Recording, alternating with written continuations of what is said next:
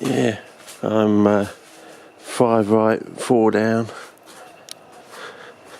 Just the sun, even though it's late in the day. Yeah, I think this is a case of, you know, it's the Osprey coach. No, it's the Snowies. It's the Osprey coach. Don't look at the liverworts. I think this this horticulture business. I think, yeah, it's all about the floating on the water. You know, don't look at the water. Look at the plants floating on the water. Is that? Hang on. Let's take the lens hood off. Yeah. I don't think this one's gonna work because I've got other stuff in it. But I just made up a quick one, and I thought, yeah, I think it's a classic case of don't look at the liverworts. It's all this bizzo, you know. Yeah, let me see. So I set up a proper first go, and I thought, yeah, it's all this horticulture business. Have you ever actually got it to work in water? You know, I think it's the case. Is, you know, it's all the. That's why I put this one. It's all the floating it on the water business. So I don't want it to float on the water because I think that's just the excuse not to look at the water. So of course, the next thing it's going to be, oh, we take the copper out of the water with our special deionisation, or thinking, or we take the chlorine or the fluoride out, and all this sort of rubbish business, you know. Yeah, don't look at the water. Yeah, that's probably what it's all about. Don't look at the water.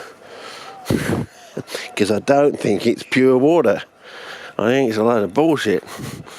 And it's all this floating on the water business. Oh, can you actually keep them floating on the... You know, the reason they float so well on the water is buoyancy, fellas. That's really telling you the smarter people realise that the way they always float on the water is because of Archimedes. It's buoyancy, which means if you worked it out, fellas, yeah, I mean, you know, replace the water with mercury and then think about buoyancy and the ability to float. Okay. Yeah.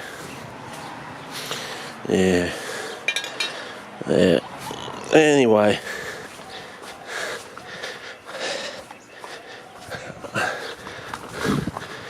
I might as well try.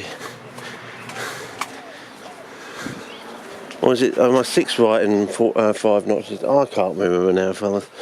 I've forgotten now what it is. It's always one more notch over than it should be down in darkness, I think I've worked out. So, yeah.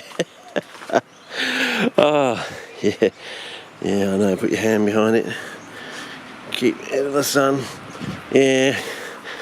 My partner wanted the other pot that was over there, so I had to rescue this one.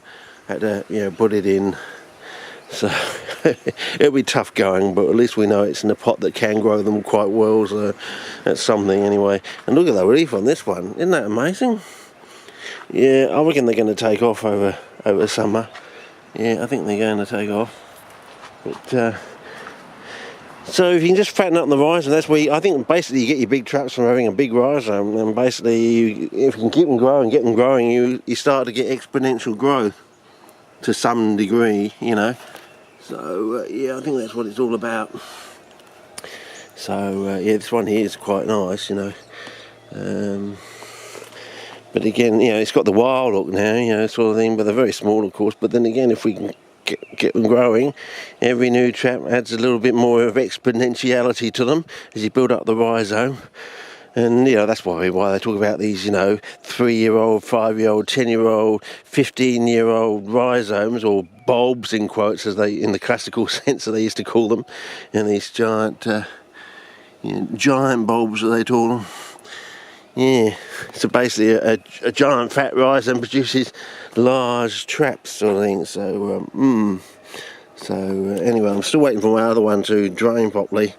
Had a few problems and misgivings, sort of thing, but then again, if you're at the cutting edge, you've always got to expect something to, you know, untoward to come your way, sort of thing.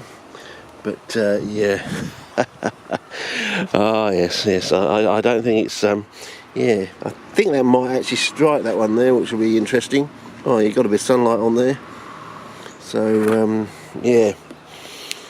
So, yeah, it's all this floating in the water. It's this misdirection thing. Is it osmocotes? Is it the snow eggs? Is it the osmocotes? Don't look at the liverworts, because the liverworts are telling you, if the whole pot is festooned with liverwort, how often do you see liverworts growing in these pots, if it's a commonality to CPs, how come I don't have liverworts in my pot, sort of thing, yeah, what are they doing, fellas?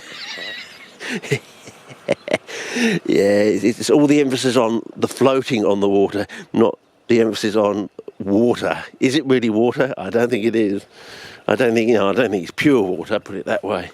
So, keep asking yourself this question. They grow really well in tissue culture. Do you think they've learned a few things from tissue culture? Did the floating on the water idea come before or after the invention of tissue culture? I think that's the salient question you want to ask. Did it suddenly magically turn up in the pages of various CP journals before or after the invention of tissue culture? Plant tissue culture, I mean.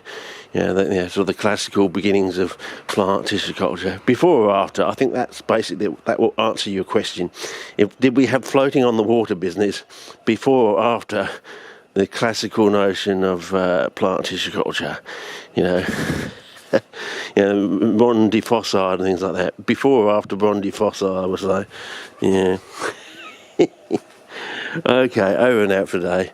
I think it was a fun one today, but you got to ask these questions. I don't think the horticultural industry plays with a straight bat. I don't think anyone in the CV world really plays with a straight bat these days. I don't think they've ever had. Goes back to the old folks. I used to grow mine in wild soil. What do you mean by wild soil? I just dug them out of the wild. Yeah. So you were asking us to grow them in peat and sand, and yet you weren't growing them in peat and sand yourself. You were growing them in wild soil. Ooh, doesn't that make you a hypocrite?